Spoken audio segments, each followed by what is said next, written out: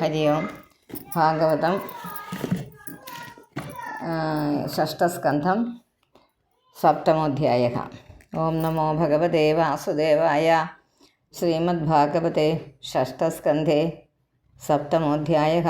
രാജോവാച കസ്യ ഹേതോ പരിത്യക്ത ആചാര്യേണ്യാത്മനഃ സുരാഃ ആചാര്യേണ ആത്മനഃ സുരാഃ ഏതദാചക്ഷ്വ ഭഗവൻ ശിഷ്യാണാമക്രമം ഗുരൗ. ആചാര്യനാൽ സ്വശിഷ്യന്മാരായ ദേവന്മാർ എന്ത് കാരണത്താൽ പരിത്യജിക്കപ്പെട്ടു. രാജാവ് ചോദിക്കുക. കാരണം ബൃഹസ്പതി കുറച്ചുനാൾ മാറി നിന്നപ്പോൾ, രാജഗുരുവായ ബൃഹസ്പതി മാറി നിന്നപ്പോൾ, രാജഗുരു സ്ഥാനത്ത് നിന്ന് മാറി നിന്നപ്പോൾ വിശ്വരൂപനെ ശരിക്കും ദേവഗുരുവായി കുറേ നാൾ കഴിയേണ്ടി വന്നു എന്ന് പറഞ്ഞു കഴിഞ്ഞ അധ്യായത്തിൽ. അപ്പോൾ അതിൻ്റെ ചോദിക്കുകയാണ് രാജാവ്. ചോദിക്കാത്ത പരീക്ഷിത ശുഗനോട് ചോദിക്കുകയാണ്, കസ്യ ഹേതോ, എന്താണ് കാരണം? ആചാര്യനാൽ പരിത്യക്തരാകാനായിട്ട് എന്താണ് കാരണം? ഈ ദേവന്മാർ ഗുരുവിൽ ശിഷ്യന്മാരുടെ ഏത് അക്രമത്തെ ഭഗവാൻ അതായത് എല്ലാം അറിയാവുന്നവനെ സംബോധന ചെയ്യുന്നത് ഇവിടെ ശുഗനെയാണ്. ആചക്ഷ്വ പറഞ്ഞാലും ഈ സർവജ്ഞനായുള്ള ആളെ, അതായത് വ്യാസഭഗവാൻ ബ്രഹ്മശ്രീ അങ്ങ് പറഞ്ഞാലും എന്ത്, സ്വശിഷ്യന്മാരായ ദേവന്മാരെ ഏത് കാരണം കൊണ്ടാണ് ഭഗവാൻ ബൃഹസ്പതി, അതായത് വ്യാഴ നക്ഷത്രം അല്ല, വ്യാഴം എന്ന് പറയുന്ന ബൃഹസ്പതി വ്യാഴമാണ്. ബൃഹസ്പതി, ദേവഗുരുവായ ബൃഹസ്പതി തൻ്റെ സ്ഥാനം മാറ്റിയത്, വേണ്ടെന്ന് വെച്ച് ഉപേക്ഷിച്ചത് ശിഷ്യന്മാർ ഗുരുവിൻ്റെ നേരെ പ്രവർത്തിച്ച ഏത് തരത്തിലുള്ള അക്രമത്തെ ആണെന്ന് അങ്ങ് ഒന്ന് പറഞ്ഞാലും. വളരെ വിനീതനായിട്ട് രാജാവ് ശുഗബ്രഹ്മർഷിയോട് ചോദിക്കുക. അപ്പോൾ അറിയാനുള്ള ആഗ്രഹമായിട്ടിരിക്കുക. ദിവസങ്ങൾ കഴിയുന്നു എന്നുള്ളത് നമ്മൾ ഓർക്കുക. ശ്രീ ശുഗവാച. ശുഗൻ ഇപ്രകാരം പറഞ്ഞു. അതൊരു 3, 4, 5, 6 ശ്ലോകത്തിലാണ് പറഞ്ഞിരിക്കുന്നത്. ഇന്ദ്രസ്ത്രിഭുവനൈശ്വര്യ മതോല്ലംഘിത സത്പഥ മരുദ്ഭർ വസുഭീരുദ്രൈഃ. പിന്നെ ആദിത്യൈർ ഋഭുഭിർ നൃപ. ഞാൻ പറയാം ഒന്ന്, അതിനകത്ത് കുറച്ച് സമസ്ത പദങ്ങൾ പിരിച്ചെഴുതാനുണ്ട്. ഇന്ദ്ര ത്രിഭുവനൈശ്വര്യ മതോല്ലംഘിത സത്പഥ മരുദ്ഭിർ വസുഭീരുദ്രൈഃ. എന്നാക്കുക. രുദ്രൈ കഴിഞ്ഞ് 2 കുത്തിടുക, അല്ലെങ്കിൽ ഇർ എന്നെഴുതുക. എന്നിട്ട് രാ വെട്ടിയിട്ട് ആദിത്യൈർ ഋഭുഭിർ നൃപ. വിശ്വേ ദേവൈശ്ച സാധ്യൈശ്ച. ഇച്ചിരി പ്രയാസമുള്ള പദങ്ങളുണ്ട് കേട്ടോ, നിങ്ങൾ പരിഭ്രമിക്കാനൊന്നുമില്ല, പിരിച്ചു പറഞ്ഞാൽ മതി. വിശ്വേ ദേവൈശ്ച സാധ്യൈശ്ച നാസത്യാഭ്യാം പരിശ്രിതഃ സിദ്ധചാരണഗന്ധർവൈർ മുനിഭിർ ബ്രഹ്മവാദിഭിഃ. വിശ്വേ ദേവൈശ്ച സാധ്യൈശ്ച നാസത്യാഭ്യാം പരിശ്രിതഃ സിദ്ധചാരണഗന്ധർവൈർ മുനിഭിർ ബ്രഹ്മവാദിഭിഃ.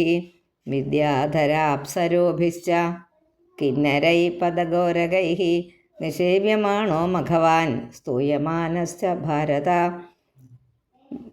വിശ്വേ ദേവൈശ്ച സാധ്യൈശ്ച നാസത്യാഭ്യാം പരിശ്രിതഃ സിദ്ധചാരണഗന്ധർവൈർ നിർത്തി മുനിഭിർ ബ്രഹ്മവാദിഭിഃ. പിന്നെ വിദ്യാധരാപ്സരോഭിശ്ച അവിടെ വരെ വായിക്കുക. പിന്നെ കിന്നരൈ പദഗോരകൈഃ ഉരകൈഃ നിഷേവ്യമാണോ മഘവാൻ സ്തൂയമാനശ്ച ഭാരത. ഉപഗീയമാനോ ലളിതം ആസ്ഥാനാധ്യാസനാശ്രിതഃ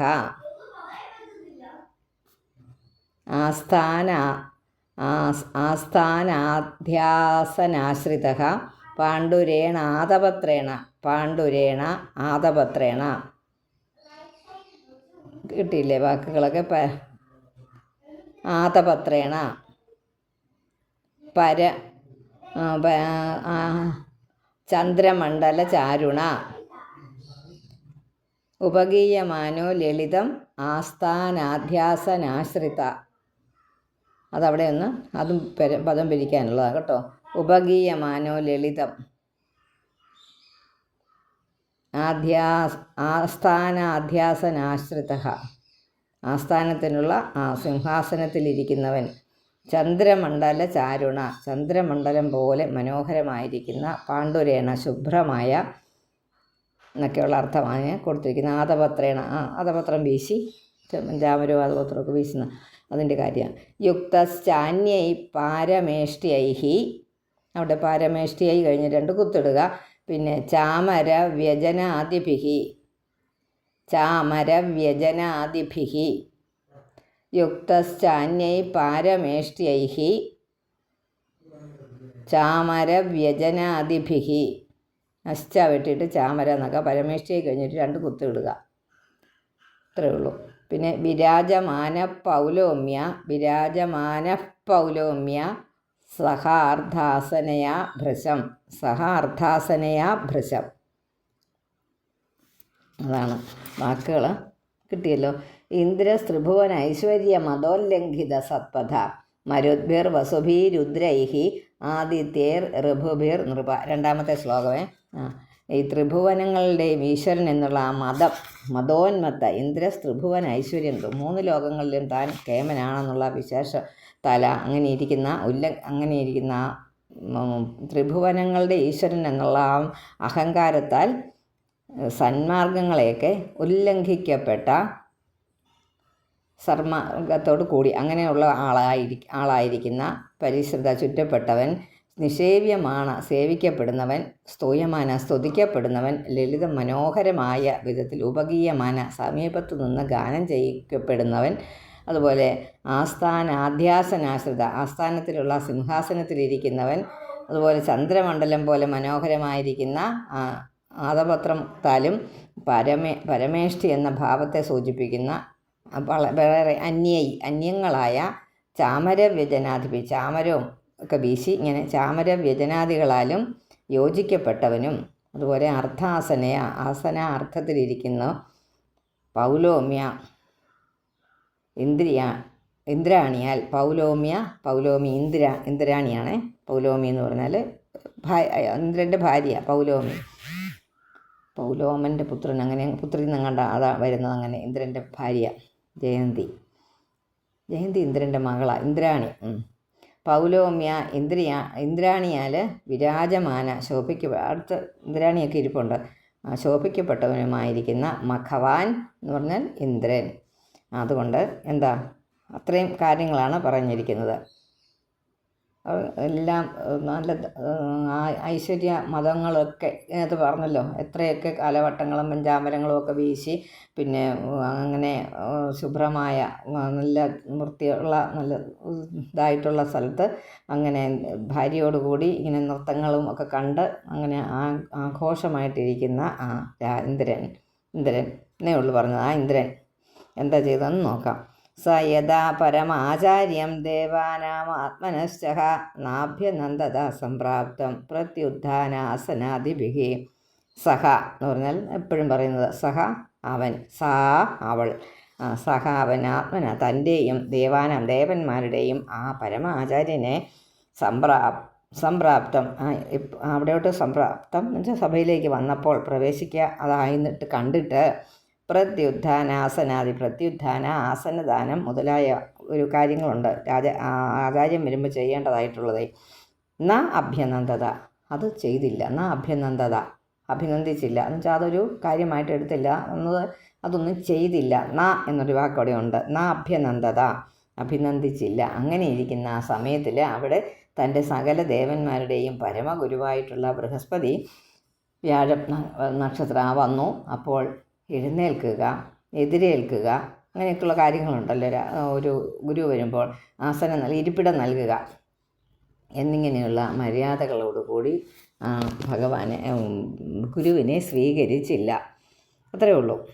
സ യഥാ പരമാചാര്യം ദേവാനാമാത്മനശ്ചഃ നാഭ്യനന്ദത സംപ്രാപ്തം പ്രത്യുത്ഥാനാസനാദിഭിः വാചസ്പതിം മുനിവരം സുരാസുര നമസ്കൃതം നേച്ച ചാല ആസനാദിന്ദ്ര പശ്യന്നപി സമാഗതം.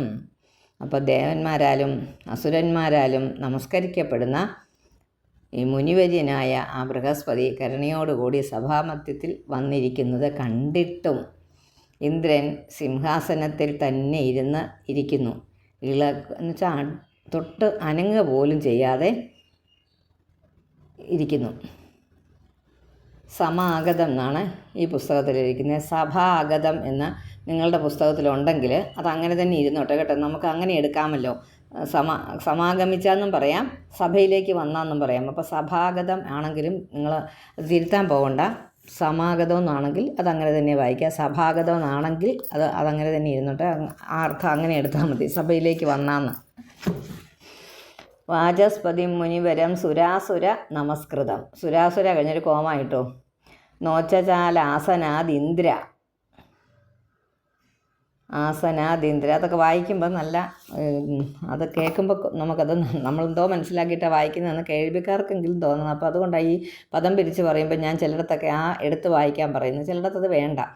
ഇത് നോച്ചാലാസനാദിന്ദ്ര. നോ ചലാത് അനങ്ങിയില്ല. ഉച്ചചാല എന്നാ വാക്ക്. ഉച്ചചാല ഇളകിയില്ല, അനങ്ങിയില്ല. അതാ ഉച്ചചാല ആസനാത് ഇന്ദ്ര പശ്യന്നപി സമാഗതം. അത് എത്തിയിട്ടും പിന്നെ ഇപ്പം എഴുന്നേൽക്കേണ്ടി വരുമെന്നറിയാമായിരുന്നിട്ടും അനങ്ങിയില്ല അത്രേ. തതോ നിർഗത്യ സഹസാ കവിരാങ്കിരസപ്രഭോ ആയയോ സ്വഗൃഹം തൂഷ്ണീം വിദ്വാൻ ശ്രീമദവിക്രിയാം. തതോ നിർഗത്യ സഹസാ കവിരാങ്കിരസപ്രഭോ ആയയോ സ്വഗൃഹം തൂഷ്ണീം വിദ്വാൻ ശ്രീമദവിക്രിയാം. മതം കൊണ്ടുണ്ടായ വിക്രിയകൾ, ശ്രീമദവിക്രിയം. ഐശ്വര്യം കൊണ്ട് മതമായിരിക്കുന്ന അവൻ്റെ ആ വികാരത്തെ വിദ്വാൻ അറിയുന്നവനുമായ ബൃഹസ്പതി അവിടുന്ന് സഹസ പെട്ടെന്ന് നിർഗമിച്ചിട്ട് സ്വന്തം ഗൃഹത്തിൽ സ്വഗൃഹം തൂഷ്ണീം ആയയോ തൂഷ്ണീം ഭൂതനായിട്ട് പ്രാപിച്ചു. സ്വന്തം ഗൃഹത്തിലോട്ട് പോയി. ഇവിടെ അദ്ദേഹം അവിടെ എന്തെങ്കിലും കാട്ടിക്കൂട്ടട്ടെ, ഞാൻ എൻ്റെ പാട്ടിന് പോകുന്നു നമ്മൾ പറഞ്ഞിട്ട് പോകുന്ന പോലെ ബൃഹസ്പതി അങ്ങ് പോയി. തതോ നിർഗത്യ സഹസ പെട്ടെന്ന് തന്നെ നിർഗത്യ സഹസ കവിരാങ്കിരസ പ്രഭു. ആങ്കിരസിൻ്റെ പുത്രനും കവി ദീർഘദർശന സമർത്ഥനും ശാപാനുഗ്രഹ ശക്തനും മതവിക്രിയ ഐശ്വര്യമതവികാരത്തെ അറിയുന്നവനുമായ ബൃഹസ്പതി. അങ്ങനെയൊക്കെയുള്ള ബൃഹസ്പതിയുടെ വിശേഷണങ്ങളാണ്. കവിരാങ്കിരസ, അങ്കിരസിൻ്റെ പുത്രനാണ്, കവി ദീർഘദർശനം ഉള്ളവനാണ്, സമർത്ഥനാണ്, പ്രഭുവാണ്. ശാപം കൊടുക്കാൻ അർഹൻ ആയിട്ടുള്ള ആളാണ്. അങ്ങനെയൊക്കെയുള്ള ആൾ ഒന്നും പറഞ്ഞില്ല, പക്ഷേ അദ്ദേഹം അങ്ങ് പോയി. തർഹ്യേവ പ്രതിബുദ്ധ്യേന്ദ്രോ ഗുരുഹേളനമാത്മനഃ ഗർഹയാമാസ സദസി സ്വയം ആത്മാനം ആത്മന. സ്വയം ആത്മാനം ആത്മന. ആ വാക്ക് വേണമെങ്കിൽ എഴുതിക്കോ, അല്ലെങ്കിൽ വായിക്കാൻ പറ്റുന്നവർ സ്വയം ആത്മാനം ആത്മന എന്ന് വായിച്ചു. പക്ഷേ അവിടെ നാക്ക് പിണങ്ങാൻ തുടങ്ങുന്നുണ്ടെങ്കിൽ സ്വയം എന്നിട്ട് പറഞ്ഞിട്ട് ആത്മാനം ആത്മന എന്ന് പറഞ്ഞോളൂ. തർഹേവ പ്രതിബുദ്ധിയേന്ദ്രോ ഗുരുഹേളനം ആത്മനഃ ഗർഹയാമാസ സദസി സ്വയം ആത്മാനം ആത്മന. സദസി വരെയുള്ള ടെൻഷൻ കേട്ടോ.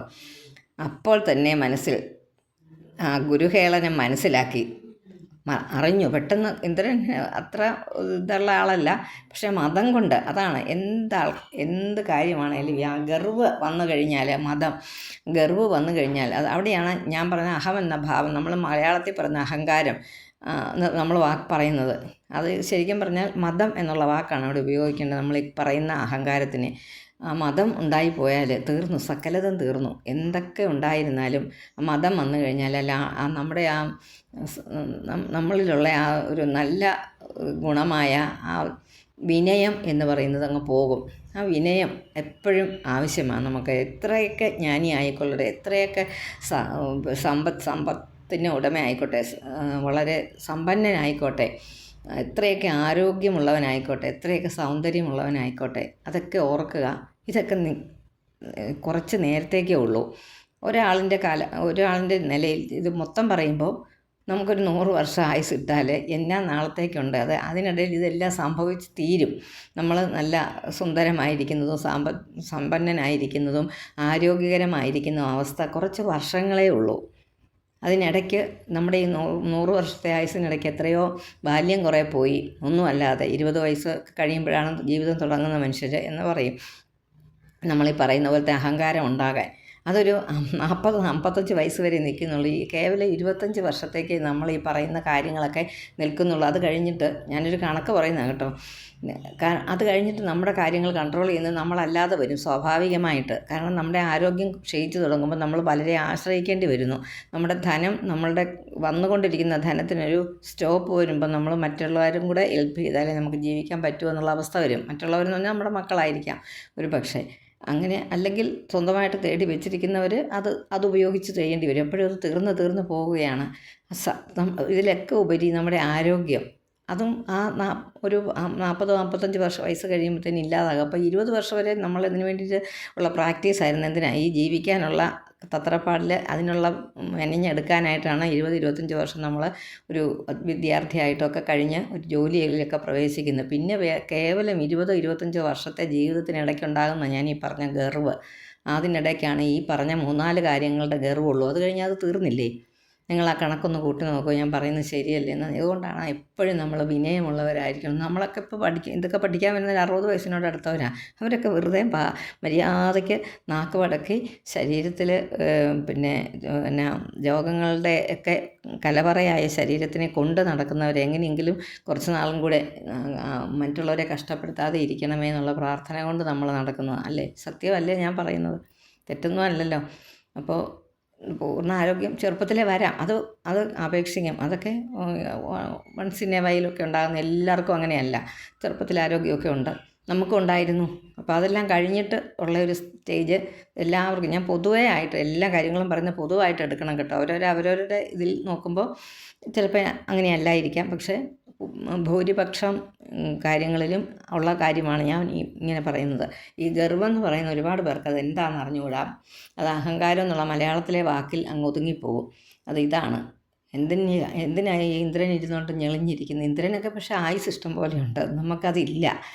നമ്മളോട് ശുഖബ്രഹ്മർഷി പറഞ്ഞു തരുന്നതാണ് ഇതെങ്ങനെ വേണമെന്ന്. വളരെ വിനയമായിട്ട് നമ്മൾ കഴിയുക, ഗുരുവിനെ നിന്ദിക്കുക, അതൊക്കെ തെറ്റല്ലേ? ഒരാൾ വരുമ്പോൾ നമ്മളെയൊക്കെ നമ്മുടെ അമ്മമാർ പഠിപ്പിച്ചിരിക്കുന്നത് ഒരു പ്രായമായ ആര് വന്നാലും എഴുന്നേൽക്കണം. നമ്മുടെയൊക്കെ നമ്മളത് ശരിക്കും നമ്മൾ പരിപാലിക്കുന്നുണ്ട്. ഞാനത് കാണുന്നുണ്ട്, നമ്മളെല്ലാവരും കാണുന്നു. അങ്ങോട്ടും ഇങ്ങോട്ടും അന്യോന്യം നമ്മളത് കുഞ്ഞു സഭകൾ കൂടാറുണ്ട് വീടുകളിലല്ലേ. നമ്മുടെ ഓരോ ചെറിയ സംഘടനകളുടെയൊക്കെ ഒരു മീറ്റിങ്ങൊക്കെ വരുമ്പോൾ നമ്മൾ കൂടാറുണ്ട്.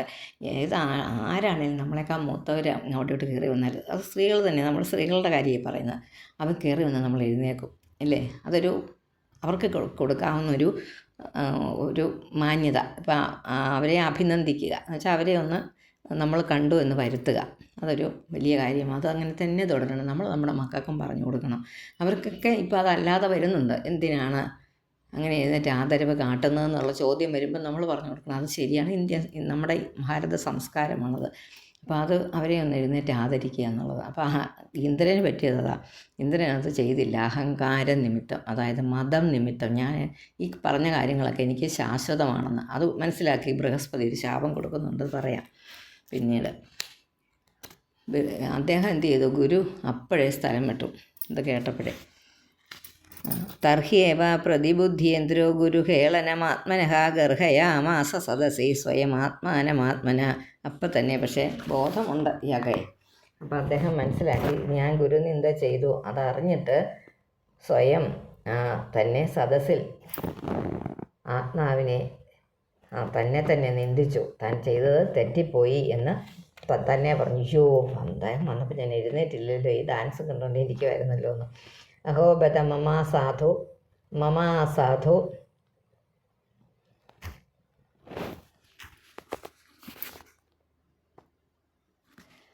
അഹോബത മമ അസാധു കൃതം വൈ അദഭ്രബുദ്ധിന ഐശ്വര്യ മത്തേന ഗുരു സദസി കാത് കൃതഃ. മമ കൃതം, എൻ്റെ കർമ്മം ഉണ്ടോ, അഹോ ബദ മമ സാധു കൃതം, എൻ്റെ കർമ്മം അസാധു അഹോ, സദാചാര വിരുദ്ധമായി, കഷ്ടമായി പോയല്ലോ, ആചാരവിരുദ്ധമായി പോയല്ലോ. സ്വൽപ്പബുദ്ധിയും ഐശ്വര്യം കൊണ്ട് മത്തനുമായ മയാ, എൻ്റെ മയാ കണ്ടോ, ദഭ്രബുദ്ധിന, സ്വൽപ്പബുദ്ധി, ദഭ്രബുദ്ധി എന്നാ കേട്ടോ വാക്ക്. വൈ കഴിഞ്ഞിട്ട് ദഭ്രബുദ്ധിന എന്ന് വായിക്കണം. അഹോബദ മമ സാധു അവിടെ നിർത്തുക. കൃതം വൈ ദഭ്രബുദ്ധിന, ദഭ്രബുദ്ധിന സ്വൽപ്പബുദ്ധിയായ. എന്മയ ഐശ്വര്യമത്തേന ഗുരു സദസി കാത്കൃത, കാത്കൃത ആ നിന്ദിച്ചുവല്ലോ, വിചാരശൂന്യനായി ഞാൻ നിന്ദിച്ചുവല്ലോ, ഭവിച്ചുവല്ലോ, അത്രയ്ക്ക് മതം കൊണ്ട് ഞാൻ ശ്രദ്ധിക്കാതെ പോയല്ലോ എന്നുള്ള ഒരു പശ്ചാത്താപവും പെട്ടെന്ന് തന്നെ ഉണ്ടായി. ഞാൻ എന്താണ് ചെയ്തത്, വലിയൊരു കുഴപ്പമാണല്ലോ എന്ന് മനസ്സിലായി. അല്പബുദ്ധിയായും ഐശ്വര്യം കൊണ്ട് മത്തനായവൻ സ്വാഭാവികമായിട്ടും അല്പബുദ്ധി ആയിരിക്കും. കാരണം ഐശ്വര്യത്തിൻ്റെ ആ മതം മനസ്സിൽ കിടക്കുമല്ലേ, അപ്പം ബുദ്ധിക്ക് ശകലം വീഴ്ച വരും. കോ ഗൃധ്യേത് പണ്ഡിതോ ലക്ഷ്മീം ത്രിവിഷ്ടപ പതേരപി അങ്ങനെ എഴുതണേ. ത്രിവിഷ്ടപ പതേ അപ്പി, ഈ 3 ലോകങ്ങളുടെയും ത്രിവിഷ്ടപം എന്ന് വെച്ചാൽ 3 ലോകം. പതി എന്ന് പറഞ്ഞാൽ അതിൻ്റെ നാഥൻ. ഈ 3 ലോകങ്ങളുടെയും നാഥനായ അധിപതിയായ പോലും ലക്ഷ്മിയും ഐശ്വര്യത്തെ പണ്ഡിത അറിവുള്ളവർ ഏതൊരുവൻ ഗൃധ്യേത ആഗ്രഹിക്കും ഈ ഐശ്വര്യത്തെ. കോ ഗൃധ്യേത എന്ന് വെച്ചാൽ ആഗ്രഹിക്കുന്ന, ഗൃധ്യേത ആഗ്രഹിക്കും. കോ ഗൃധ്യേത ആഗ്രഹിക്കും. പണ്ഡിതോ ലക്ഷ്മി, പണ്ഡിതൻ അറിവുള്ളവർ ആരാണ് ഈ ഐശ്വര്യത്തെ ആഗ്രഹിക്കുന്നത്, ലക്ഷ്മിയെ ആഗ്രഹിക്കുന്നത്. ത്രിവിഷ്ടപ പതേരപി, ഈ 3 ലോകങ്ങളുടെയും അധിപതിയുടെ പോലും ഐശ്വര്യത്തെ. യാതൊന്നിനാൽ വിബുധേശ്വരൻ, ദേവന്മാരുടെ ഒക്കെ വിബുധന്മാരുടെ സ്വാമിയായ, വിബുധന്മാരുടെ ഈശ്വരനായ അഹം സ്വാമിയായി, ഞാൻ, ഈ ദൈവങ്ങളുടെയൊക്കെ നാഥനായ ഞാൻ, അഹം അദ്യ ഇപ്പോൾ ആസുരഭാവത്തെ നീത പ്രാപിക്കപ്പെട്ടു, അതിലെത്തപ്പെട്ടു ഞാൻ. അതെന്തൊരു കഷ്ടമായി. 3 ലോകങ്ങൾക്കും അധിപൻ തന്നെ ഞാൻ ആണ്. എങ്കിലും എൻ്റെ ഐശ്വര്യം കൊണ്ട് ഉണ്ടാകുന്ന ആ അഹങ്കാരത്തെ അറിയാൻ ശക്തനായ ഏതെങ്കിലും ഒരു വിദ്വാൻ ആഗ്രഹിക്കുകയില്ല. എന്തുകൊണ്ടെന്നാൽ സത്വഗുണപ്രധാനികളായ ദേവന്മാരുടെ സ്വാമിയായ ഞാൻ ഇപ്പോൾ ഐശ്വര്യമതം നിമിത്തം അസുരന്മാർക്ക് ചേരുന്നതായ പ്രവൃത്തിയെ അല്ലേ, കർമ്മമല്ലേ ചെയ്തത്. ഇത്രത്തോളം വികാരത്തെ ജനിപ്പിക്കുന്നതിന് എൻ്റെ ഐശ്വര്യത്തെ അറിവുള്ള ഒരുവനും ആഗ്രഹിക്കാതിരിക്കുന്നതിൽ തെറ്റില്ല. അറിവുള്ള ഒരുവനും ഈ ഐശ്വര്യം വേണ്ട, ഐശ്വര്യം ഉണ്ടായതുകൊണ്ടാണല്ലോ ഇത്രയൊക്കെ പറ്റിയത്. അപ്പോൾ അറിവുള്ള ഒരുത്തനും ഐശ്വര്യത്തെ ആഗ്രഹിക്കുകയില്ലെന്നാണ് പറയുന്നത്. അത്രയ്ക്കും പെട്ടെന്ന് തന്നെ ആ ബോധം വന്നു, ശരിക്കുള്ള ബോധം പറഞ്ഞും തരുന്നു നമുക്ക്. അത്രയും ഇതിനകത്തൊന്നും തിരുത്താനില്ല കേട്ടോ. യയാഹം ആസുരം ഭാവം എന്ന് വായിച്ചാൽ മതി. കോ ഗൃധ്യേത് പണ്ഡിതോ ലക്ഷ്മീം ത്രിവിഷ്ടപ പതേരപി. ആ വിഷ്ടപ പതേരപി എന്നുള്ളത് ഒന്ന് മനസ്സിലാക്കുക. ത്രിവിഷ്ടപം എന്ന് പറഞ്ഞാൽ 3 ലോകങ്ങളുടെയും അധിപൻ. പതേരപി 3 ലോകങ്ങളുടെയും അധിപനായിട്ട് പോലും അപി. യയാഹം ആസുരം ഭാവം അതൊക്കെ തിരുത്തണമെന്നുള്ളവർ അത് എവിടെയെങ്കിലും തിരുത്തി വെച്ചോ, അതിന് കുഴപ്പമൊന്നുമില്ല. പെൻസിൽ കൊണ്ട് വേണമെന്നേ ഉള്ളൂ. പാരമേഷ്ട്യം ധിഷണം അധിതിഷ്ഠൻ ന കഞ്ചന പ്രത്യുത്തിഷ്ഠേത് ഇതി ബ്രൂയുർ, അവിടെ നിർത്തുക. ധർമ്മം തേ ന പരം വിദു, പരമില്ല, പരം എന്നേ ഉള്ളൂ കേട്ടോ. കഴിഞ്ഞവിടെ വിസർഗമില്ല. പാരമേഷ്ട്യം ധിഷണം നാക്കുക, പിന്നെ വെട്ടിയിട്ട് അധിതിഷ്ഠൻ ന കഞ്ചന, കാഞ്ചനയല്ല കഞ്ചന. പ്രത്യുത്തിഷ്ഠേത് ഇതി ബ്രൂയുർ, പ്രത്യുത്തിഷ്ഠേത് ഇതി ബ്രൂയുർ, അവിടെ നിർത്തുക. ധർമ്മം തേന പരം വിദു. രാജസിംഹാസനസ്ഥോ ഹീനാഭി ഉത്തിഷ്ഠേച്ച കഞ്ചന. രാജാവിന് ഉചിതമായ സിംഹാസനത്തിലിരിക്കുന്നവൻ ആരെയും എതിരേൽക്കരുത് എന്നുള്ള ശാസ്ത്രപ്രകാരം സദസ്സിലിരിക്കുന്ന ലോകാധിപതിയായി ഞാൻ എഴുന്നേറ്റ് ബഹുമാനിക്കാത്തതിൽ കുറ്റമില്ല എന്ന് സമാധാനിക്കാനായിട്ട് ഒരു അവകാശവുമില്ല. അങ്ങനെ ഒരു നിയമമുണ്ട്. രാജസിംഹാസനസ്ഥോ ഹി നാഭ്യുത്തിഷ്ഠേച്ച കഞ്ചന. അതിന് ആവശ്യമില്ല. രാജാവിന് ചേരുന്ന പദം ആയ സിംഹാസനത്തിൽ ഇരിക്കുന്ന ആര് വന്നാലും എതിരേൽക്കേണ്ടെന്ന ഒരു നിയമമുണ്ട്. അത് ചുമ്മാതിങ്ങനെ പറഞ്ഞിരിക്കുന്നതേ ഉള്ളൂ കേട്ടോ. ഇത് നമുക്കിത് വിഷയമല്ല. പാരമേഷ്ട്യം ദിശ അത്യുത്കൃഷ്ടമായ സിംഹാസനത്തെ അധിവസിക്കുന്നവൻ ഒരുവനെയും ന പ്രത്യുഷ്ഠേത് എതിരേറ്റ് ഗമിക്കരുത് എന്ന് പറയാറുണ്ട്. യാതൊരുത്തൻ പറയുന്നുവോ അവൻ ധർമ്മത്തെ പരമധർമ്മത്തെ അറിയുന്നില്ല, പരമമായ ധർമ്മത്തെ അറിയുന്നില്ല. വെറുതെ ഒരു രാജാവിൻ്റെ ഒരു ധർമ്മം, രാജാവും പ്രജകളുമായിട്ടുള്ള ഒരു സംവാദത്തിൽ വരുന്നതാണത്. രാജാവും പ്രജകളുമായിട്ടുള്ള രീതിയിൽ വരുന്ന ആര് വന്നാലും എഴുന്നേൽക്കേണ്ട, അധിപനായിരിക്കുന്ന സ്ഥാനത്തിരിക്കുന്നവൻ നമ്മൾ പറയാറുണ്ട്. അങ്ങനെയല്ലേ, സ്ഥാനത്തിരിക്കുന്നവൻ എഴുന്നേൽക്കേണ്ട ഗുരു. പക്ഷെ ഗുരുവിനെ കണ്ടാൽ എഴുന്നേൽക്കണം. അതാണ് അതിൻ്റെ നിയമമെന്ന് അന്തരം തന്നെ പറയുക. തേഷാം കുപധദേ ദ്രഷ്ടॄണാം തേഷാം കുപധദേഷ്ടॄണാം പതതാം തമസി ഹ്യതഃ യേ ശ്രദ്ധത്യുർവചസ്തേ വൈ മജ്ജന്ത്യശ്മപ്ലവാ ഇവ. അതിച്ചിരി സമസ്ത പദങ്ങളുണ്ട് കേട്ടോ. നമുക്കൊന്ന് ശരിയാക്കിയെടുക്കാം. കുപഥം എന്ന് വെച്ചാൽ കുൽസിത മാർഗം. കുപഥദേഷ്ടॄണാം അവരെ കുപഥദേഷ്ടॄണാം കുപഥത്തെ ഉപദേശിക്കുന്ന കുപഥദേഷ്ടॄണാം കിട്ടിയോ വാക്ക്? തേഷാം കുപഥദേഷ്ടॄണാം, കുപഥ കഴിഞ്ഞ് കോമ ഇട്ടു. ആ ദേഷ്ടॄണാം എന്നുള്ള വാക്ക് പറഞ്ഞ് 2-3 പ്രാവശ്യം നാക്കിൽ പറഞ്ഞു കഴിയുമ്പോൾ ശരിയാകും. തേഷാം കുപഥദേഷ്ടॄണാം പതതാം തമസി ഹ്യതഃ യേ ശ്രദ്ധത്യുർവചസ്തേ വൈ ശ്രദ്ധത്യു യാതൊരുത്തൻ ശ്രദ്ധിക്കുന്നുവോ തേ അവർ അശ്മപ്ലവ കല്ലുകൊണ്ടുണ്ടാക്കിയ തോണിയോട് കൂടിയവരെന്ന പോലെ. കല്ലുകൊണ്ടുണ്ടാക്കിയ തോണി എങ്ങനെയായിരിക്കും? വെള്ളത്തിൽ ഇങ്ങോട്ട് ഇറക്കുമ്പോഴേ മുങ്ങിപ്പോവും. തമസി അധോലോക നരകത്തിൽ വീഴുന്നവരുടെ പുറകെ മുങ്ങുന്ന പോലെ ഉള്ളവരാണെന്ന് തീർച്ച. അതായത് മുകളിൽ പറഞ്ഞിരിക്കുന്ന വിധത്തിൽ സദാചാരത്തിന് എതിരായിട്ട് ഉപദേശിക്കുന്നവരുടെ വാക്കിനെ, എന്നുവെച്ചാൽ എഴുന്നേൽക്കണ്ടെന്ന് പറയുന്നവരുടെ വാക്കിനെ ഏതൊരുത്തനാണോ വിശ്വസിക്കുന്നത്, ആ ഉപദേശിക്കുന്ന ആചാര്യന്മാരും അവരെ അനുസരിക്കുന്ന ആളുകളും കല്ലുകൊണ്ട് നിർമ്മിച്ച തോണിയും അതിലിരിക്കുന്നവരും സമുദ്രത്തിൽ മുങ്ങി നശിക്കുന്നത് പോലെ നരകത്തിൽ വീണ് ദുഃഖിക്കുമെന്നാണ് പറഞ്ഞത്. അതിനൊരു ഉദാഹരണം പറഞ്ഞാൽ കല്ലുകൊണ്ടുണ്ടാക്കിയ തോണി, അതിനകത്ത് കയറിയിരിന്നിട്ട് ഇതുപോലത്തെ ഉപദേശം കൊടുത്തിട്ട് കല്ലുകൊണ്ടുണ്ടാക്കിയ തോണിക്കകത്ത് കയറി ആരെ ഇപ്പം കണ്ടാലും എഴുന്നേക്കട്ടെന്ന് പറഞ്ഞാൽ തോണി താഴോട്ടോ വെള്ളത്തിലോട്ട് പോകും, അതോ ലോകത്തിലോട്ട് പോകും, എല്ലാം ഇല്ലാതായി പോകും, അധപ്പതിക്കും. തേഷാം കുപഥദേഷ്ടॄണാം പതതാം തമസി ഹ്യഥ. അങ്ങനെ ഒരു വാക്യമുണ്ട്. അതുകൊണ്ടാണ് ഇവിടെ അത് പ്രത്യേകം പറഞ്ഞത്. ആ വാക്യമാണ് ഞാൻ പറഞ്ഞത്. നമ്മൾ പറയില്ല, ഭക്ഷണം കഴിച്ചുകൊണ്ടിരിക്കുമ്പോഴും പിന്നെ ഈ നാമജപം നടത്തിക്കൊണ്ടിരിക്കുമ്പോഴും ഒന്നും നമ്മൾ ആര് വന്നാലും എഴുന്നേൽക്കണ്ട എന്നൊരു പൊതുവായ തത്വം പറയുന്നുണ്ട്. പക്ഷേ ഇതങ്ങനെയല്ല.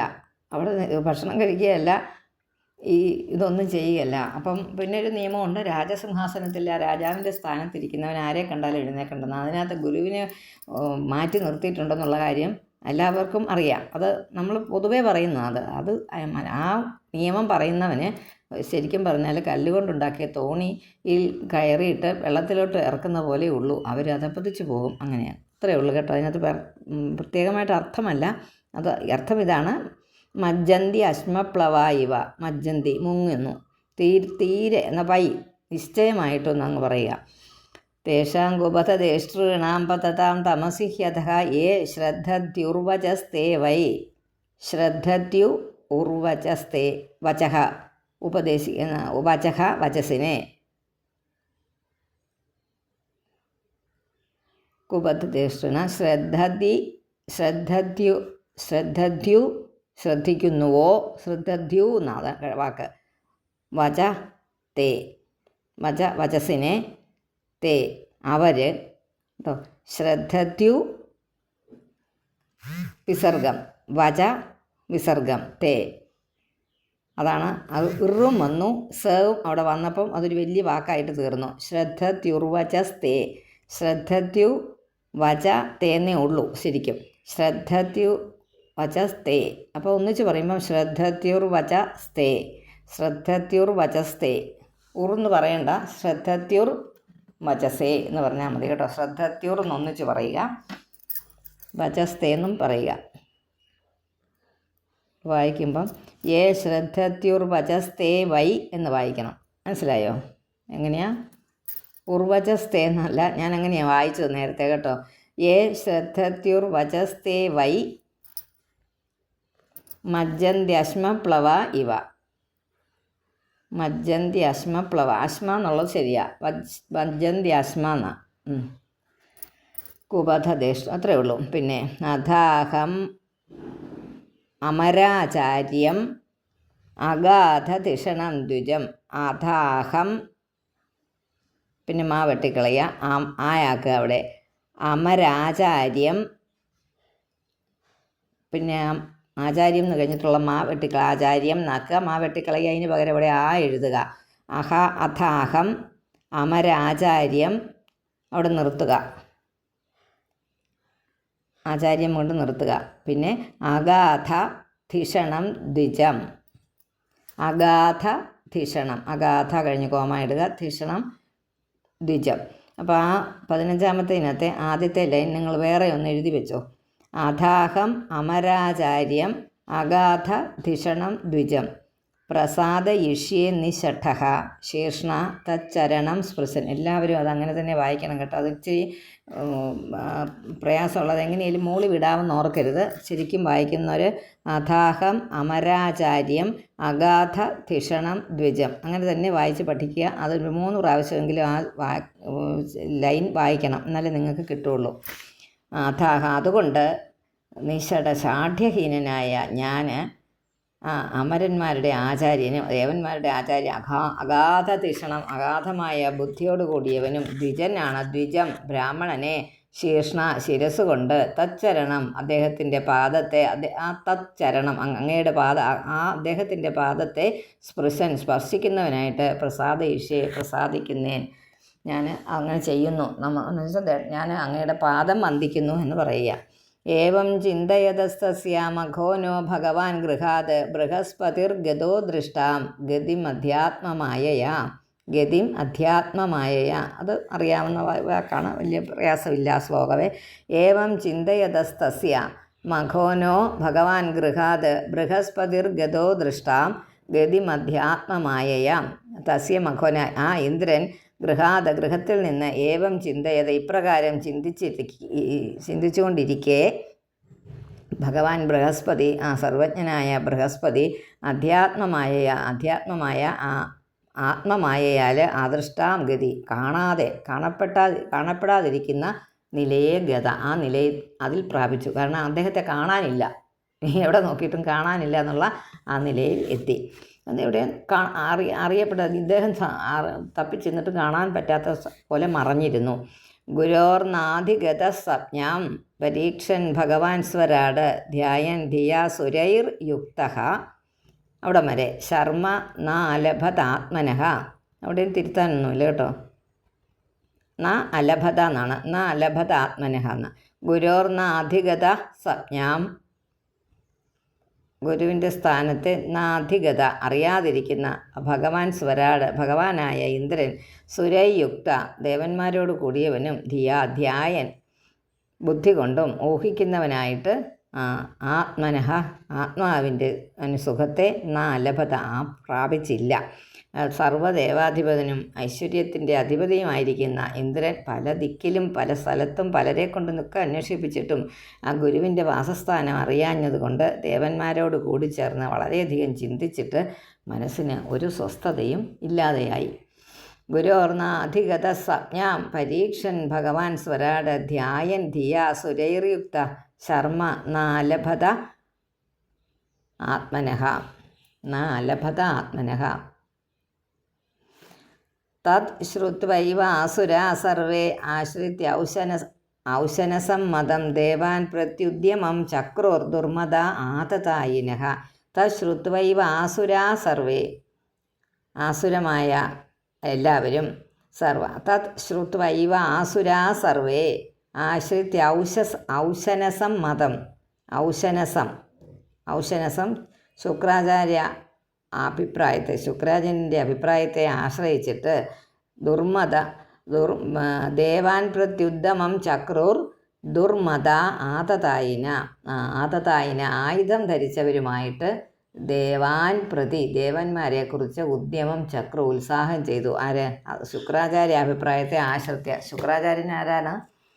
അസുരന്മാരുടെ ഗുരുവാണ്. അപ്പോൾ ഈ ആചാര്യര് ദേവന്മാരെ ഉപേക്ഷിച്ചിരിക്കുന്ന, അതായത് ബൃഹസ്പതി ദേവഗുരു ഉപേക്ഷിച്ചു ദേവന്മാരെ എന്നുള്ള ആ വാർത്ത അറിഞ്ഞിട്ട് ഈ അസുരന്മാർ തക്കം പാർത്തിരിക്കുകയാണ് സ്വർഗത്തിൻ്റെ അധിപതിയാകാൻ വേണ്ടി. അപ്പോൾ അസുരന്മാർ അവരുടെ ഗുരുവായ ശുക്രാചാര്യരുടെ അനുവാദം വാങ്ങി ആയുധപാണികളായി പുറപ്പെട്ടുവെന്ന് ദേവന്മാരോട് യുദ്ധം ചെയ്തു പുറപ്പെട്ടു. അവിടുന്ന് അസുരന്മാരുടെ സ്ഥാനത്ത് നിന്ന് പുറപ്പെട്ട് അവരിവിടെ വന്ന് യുദ്ധം തുടങ്ങി. ഇവിടെ സ്വർഗത്തിൽ. തത് ശ്രുത്വൈവ ആസുരാ സർവേ. ഇതൊക്കെ എന്താണ്? സിംബോളിക്കാണ് കേട്ടോ. കാരണം ആ ഐശ്വര്യം ഉണ്ടായിരുന്ന തകരാൻ ഈ ഗുരു നിന്ദ കാരണമായി. ഐശ്വര്യം കുറഞ്ഞപ്പോൾ എന്ത് പറ്റി? ആ അഴുക്കുകളെല്ലാം കൂടെ നമ്മളിലേക്ക് എത്തിച്ചേരും അല്ലേ? അപ്പോൾ അതൊക്കെ ഈ ഗുരു നിന്ദ കൊണ്ടാണ്. ഗുരുവിനെ നിന്ദിക്കുന്നത് കൊണ്ടാണ്. ഗുരു എന്ന് പറഞ്ഞാൽ നമുക്ക് പറഞ്ഞു തരുന്ന ആൾ, നമുക്ക് നന്മ പറഞ്ഞു തരുന്ന ആളാരാണോ ആ ആൾ ആചാര്യൻ എന്നല്ല ഇവിടെ പറയുന്നത്, ഗുരു. അത് രണ്ടും രണ്ടാണ് കേട്ടോ. ഗുരു എന്ന് പറഞ്ഞാൽ നമുക്ക് നമ്മുടെ എല്ലാ കാര്യങ്ങളും എല്ലാത്തിലും ഇടപെടുന്ന ആളാണ് ഗുരു. അല്ലാത്ത കാര്യങ്ങൾ എന്തെങ്കിലും പഠിപ്പിച്ചു തരുന്ന ആളിനെ ആചാര്യൻ എന്ന് പറയുന്നത്. അപ്പം ഈ ഗുരു എന്ന് പറയുന്നത് നമ്മൾ മനസ്സിൽ കരുതുന്നത് നമ്മുടെ ഭഗവാൻ തന്നെയാണ് ഗുരു. ആ ഗുരുവിനെ നിന്ദിക്കുക എന്ന് പറഞ്ഞാൽ അത്രത്തോളം ഭാവകരമായിട്ടൊന്നുമില്ല. അപ്പോൾ അത് ഇല്ലാതായപ്പോൾ അതും അങ്ങനെ വന്നാൽ എന്താ ചെയ്യുന്നത്? നമ്മുടെ ആ ഐശ്വര്യങ്ങളെല്ലാം ഇല്ലാതാകും. അതുകൊണ്ട് അഹങ്കരിച്ചിരുന്ന ആളിന് അതില്ലാതായ പിന്നെ അഹങ്കരിക്കാനൊന്നുമില്ലല്ലോ. അപ്പോൾ ശത്രുക്കൾ കൂട്ടത്തോടെ നമ്മളെ ആക്രമിക്കാൻ തുടങ്ങും. അത്രയേ ഉള്ളൂ അതിനകത്ത്. അപ്പോൾ തൈർ വിസൃഷ്ടേഷുഭിസ്തീക്ഷ്ണൈർ നിർഭിന്നാംഗോരു ബാഹവഹ ബ്രഹ്മാണം ശരണം ജഗ്മു സഹേന്ദ്ര ആനത കന്ധരാഹ. തൈർ വിസൃഷ്ടേഷുഭിസ്തീക്ഷ്ണൈർ. അതൊക്കെ ഇച്ചിരി സമസ്ത പദങ്ങളുണ്ട് കേട്ടോ. തൈഹി വിസൃഷ്ടേഷുഭി തീക്ഷ്ണൈർ. അവിടെ സ വന്നിരിക്കുന്നതൊക്കെ വിസർഗമാ. തൈർ അതും ഇറും വിസർഗമാ. തൈ വിസൃഷ്ടേഷുഭി തീക്ഷ്ണൈർ നിർഭിന്നാംഗോരു ബാഹവഹ ബ്രഹ്മാണം ശരണം ജഗ്മു സഹേന്ദ്ര ആനത കന്ധരാഹ. തൈർ അവരാൽ നിശ്ചിതങ്ങളായ തീക്ഷ്ണങ്ങളായ വിസർജിക്കപ്പെട്ട വിട്ടുകളഞ്ഞ ആ ബാണങ്ങളാൽ നിർഭിന്നാംഗോരു ബാഹവക നിതരാം ഭേദിക്കപ്പെട്ട അംഗങ്ങൾ, ഊരുക്കൾ, ബാഹുക്കൾ എന്നിവയോടുകൂടിയവരും. കാരണം ശരീരം മുഴുവനും ശരം കൊണ്ടു. ആനന്ദഗന്ധര ആനമിക്കപ്പെട്ട ശിരം കുനിഞ്ഞ ശിരസോടുകൂടിയവരുമായ ദേവന്മാർ ഇന്ദ്രസഹിതരായിട്ട് ബ്രഹ്മാവിനെ ശരണം പ്രാപിച്ചു. ശരണം ജഗ്മു സഹേന്ദ്ര ആനന്ദഗന്ധര തല കുനിച്ചവരായിട്ട് ബ്രഹ്മാവിനെ ശരണം പ്രാപിച്ചു. ഹരി ഓം.